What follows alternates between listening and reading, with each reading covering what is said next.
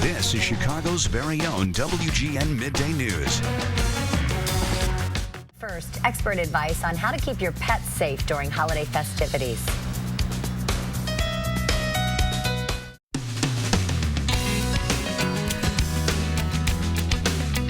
In today's Focus on Family, Dr. Tony Kremer is back with us with advice on how to keep your pets safe around the potential holiday hazards. I should say Dr. Tony and Max. And Max, our little guy here for adoption. He makes a nice prop. He's doing great so far, so we'll see how that goes. Let's talk about ways to keep. First of all, there are a lot of hazards. What is it about the holiday season that presents so many hazards? We have our emergency room open 24 hours a day in Plainfield.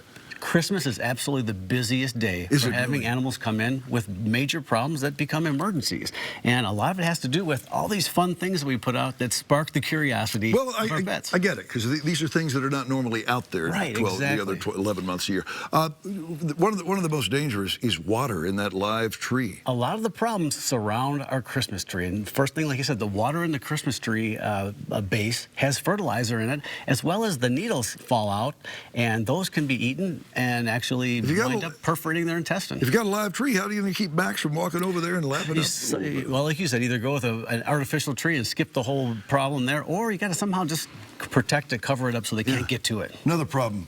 Electrical wires, extension cords like this one. All these new electric cords and lights that are around, again, they can gnaw on that, and very quickly, a dog or cat can get into 110 volts and get electrocuted. We see them come in with burns on their mouth, and we just say, ooh, we're lucky that that's all that happened. Another danger magnet is all that tinsel. You know, cats might love that stuff, Well, tinsel and garland and those things attract their attention. They're sparkly. They look like a toy, right?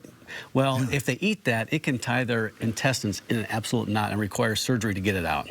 Now, also, you've got on the list homemade ornaments. What is it about homemade ornaments? Well, it seems like we make a lot of the homemade ornaments out of food. Oh, gosh, yeah. Popcorn, cookies and things like that. And again, it's an edible thing, and when they eat it, they wind up getting the glue and the hangers and all these things. And again, those things may require surgery to get out. So what's a pet owner to do? Because you also have a warning about glass ornaments, which that's pretty obvious.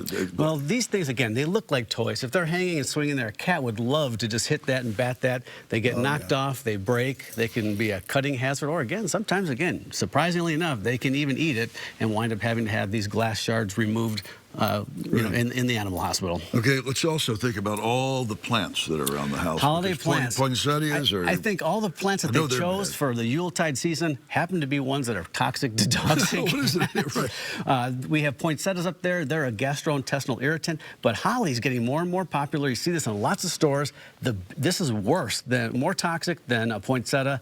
Holly, even the berries are, actually the berries are the worst. Are they really? They are. So if you have a pet, keep these out of their reach. If you have a cat, you probably shouldn't even have real ones in the house. Because I thought you were going to say the stickers, but that's not the worst. The berry has the most toxin in it. So a lot of folks have potpourri on the stove. That's boiling. It's hot. Got to keep. Exactly. We talk about potpourri being something, again, it's new. It hasn't been there. The cats get on the counter, knock it over. It could be a fire hazard, just like the candles that we have out in front there. Oh yeah, I guess you just can't leave a candle burning with pets in the house. You can't leave them alone. No, we've had a lot of little singed cat tails, and then worse, if they're unattended, they get knocked off and would start a fire in the house, which could be a bad deal. Right, and wrapping it up, one more thing. A lot of booze around the house holiday season. Well, that's right. Some people think it's kind of funny to give the pet a little bit of something. It's terribly toxic for them. They're a lot smaller, and the biggest problem comes from laying a drink at eye level for the pets. A little guy like this drinking a whole martini could be a really bad situation. He's in the ER.